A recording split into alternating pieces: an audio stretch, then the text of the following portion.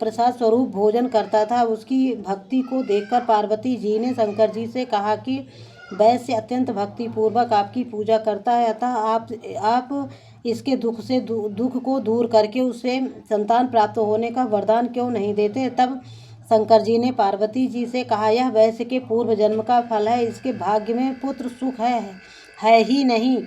मैं इसे पुत्र प्राप्ति का वरदान तो दे रहा ही हूँ, किंतु वह 12 वर्ष तक ही जीवित रहेगा। कुछ समय बाद भगवान की कृपा से उस वैश्य को एक सुंदर पुत्र की प्राप्ति हुई। पुत्र का जन्म होने से वैश्य के घर आनंद मनाया गया, किंतु वैश्य की किसी प्रकार की चिंता दूर न हुई। उसे ज्ञात था कि उसके पुत्र की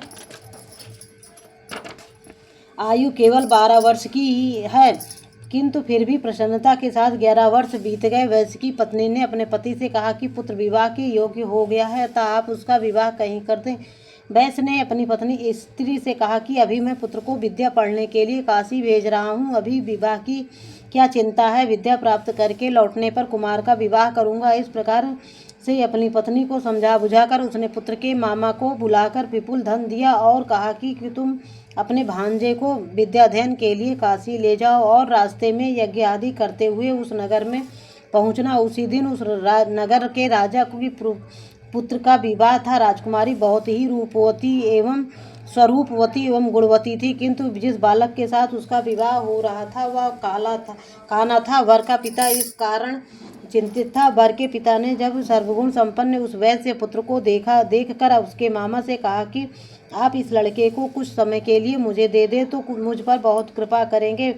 विवाह के बाद में इस राजकुमार को आपको सौंप दूंगा तथा पुरस्कार स्वरूप बहुत अधिक धन दूंगा। वर के पिता ने जब इस प्रकार कहा तो लड़के के मामा ने उसका कहना मान लिया और अपने भांजे को वर बनाकर मंडप में भेज दिया। राजकुमारी और उस वैश्य पुत्र का विवाह हो गया। कि सिंदूर दान के बाद जब वैश्य पुत्र लौटने लगा तो उसने राजकुमारी की साड़ी में अपना संपूर्ण वृतांत लिख दिया कि तुम्हारा विवाह हमारे साथ संपन्न हुआ और मैं अब विद्या प्राप्त करने काशी जा रहा हूँ। एक काना राजकुमार तुम्हें अपनी पत्नी बनाएगा और उसी के साथ तुम्हें विदा होना पड़ेगा। यह लिखकर वैश्य पुत्र विद्या प्राप्त करने के लिए काशी चला गया। जब राजकुमारी की विदाई होने लगी तो उसने अपनी साड़ी पर लिखे हुए शब्दों को देखकर उसे पढ़ा और उसे राजकुमार के साथ विदा होने से मना कर दिया और कहा कि यह मेरा पति नहीं है, मैं इसके साथ नहीं जाऊंगी। मेरा पति वैश्य कुमार है जो विद्या प्राप्त करने के लिए काशी गया हुआ है। कन्या के माता पिता वर पक्ष की ओर से हुए छल को देखकर अत्यंत दुखित हुए और राजकुमारी को विदा नहीं किया।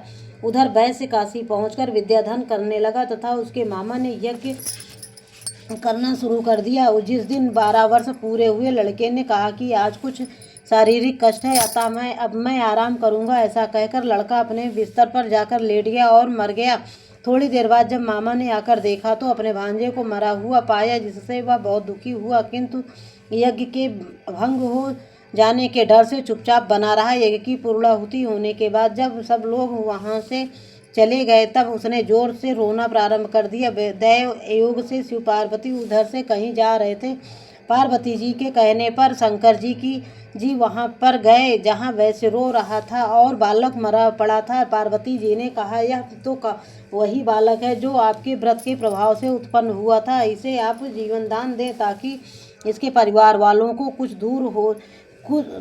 दुख दूर हो जाए और सुख की प्राप्ति हो। शिवजी ने कहा कि इस बालक की आयु पूर्ण हो चुकी है, किंतु आपके कहने से मैं इसे जीवित कर एवं दीर्घायु किए देता हूँ। ऐसा कहकर उसने उस मृत बालक को जीवन दान दिया तथा स्वयं अपने लोक को चले गए। कुछ दिन बाद वह बालक समस्त विद्याओं में निपुण हो गया और अपने मामा के सहित अपने नगर को चल दिया। मार्ग में उसी नगर में फिर रुका जहाँ पर उसका विवाह हुआ था। वहाँ पर उसने यज्ञ किया तथा ब्राह्मणों को भोजन कराकर दक्षिणा दी। राजा को यह समाचार मिलने में देर न लगी कि काशी से विद्या प्राप्त करके एक वैश्य पुत्र लौटा है वह यज्ञ आदि कर रहा है। यह सुनकर राजा स्वयं वहीं पर गया और अपने दामाद को देखकर बहुत प्रसन्न हुआ और उसको अपने घर ले गया तथा कुछ समय बाद उसे अपनी पुत्री के सहित विदा कर दिया। वैश्य कुमार अपने मामा व पत्नी सहित अपने नगर गया और अपने माता पिता के साथ सुखपूर्वक रहने लगा। उसके माता पिता ने भी नियम पूर्वक सोम प्रदोष व्रत करना प्रारंभ कर दिया। जो व्यक्ति इस प्रदोष व्रत को करता है या पवित्र कथा को सुनता है उसके समस्त पाप व कष्ट दूर हो जाते हैं तथा संपूर्ण मनोकामनाएं पूर्ण हो जाती हैं। हर हर महादेव। जय भोलेनाथ बाबा की। जैसे उनकी मनोकामना पूर्ण हुई बाबा, वैसे सबकी मनोकामना पूर्ण करना, सबको सुखी एवं समृद्ध धनवान बनाना बाबा। मेरी भी मनोकामना बाबा पूर्ण करना। जो गलती त्रुटि हो बाबा पूजन अर्चन में सब क्षमा करना मेरे महादेव बाबा। महादेव बाबा। जय भोलेनाथ बाबा की। हर हर महादेव।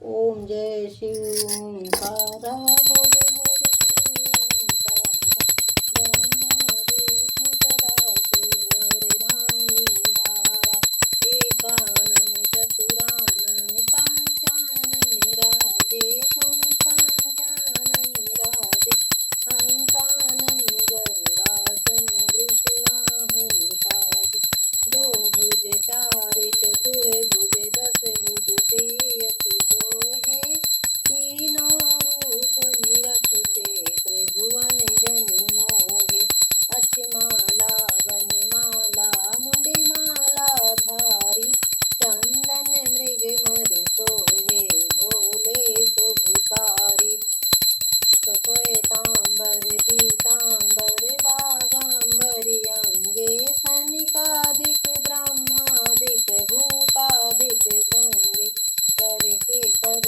में श्रेष्ठ कमंडल चक्र त्रिशूल धरता, जग करता जग भरता जग पालन करता, 64 यौवन गावत नृत्य करत, भैरव बाजत ताल मृदंग डमरू बाजत, लक्ष्मी चरता धित्री श्री पार्वती संग, गंगे अरे धामी गायत्री सिर पर सोहे गंगे, काशी में विश्वनाथ विराजे, नंदी ब्रह्मचारी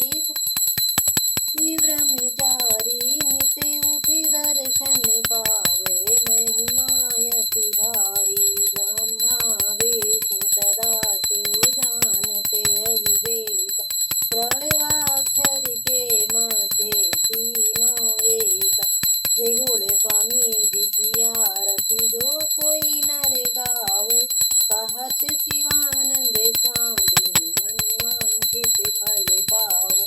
ओम जय शिव ओंकारा, गुरुर्ब्रह्मा गुरुर्विष्णु गुरुर्काशी महेश्वरा, गुरु साक्षात् परं ब्रह्म तस्मै श्री गुरुवे नमः। तुमेव माता च पिता तुमेव बन्धु सखा तुमेव विद्या द्रविणं तुमेव सर्वं मम देव देवा। ओम जयंती मंगला काली भद्रकाली कपालिनी दुर्गा क्षमा शिवा धात्री स्वाहा तदा नमस्तुते। सर्वमंगल मांगल्ये शिवे सर्वार्थ साधिके शरणे त्र्यंबके गौरी नारायणी नमस्तुते। कर्पूरे गौरम करुणावतारम संसारे तारम भुजगेन्द्रहारम सदा वसंतं हृदयारविंदे भवं भवानी सहितं नमामि। हर हर महादेव। जय भोलेनाथ बाबा की। बाबा जो गलती त्रुटि हो क्षमा करना। टूटे फूटे सब शब्दों के लिए क्षमा चाहते हैं बाबा, जो गलती त्रुटि हो। महादेव हे मेरे महादेव बाबा, जो आपने दिया है बाबा उससे पूजन अर्चन किया है बाबा आपका। जय महादेव बाबा। जय।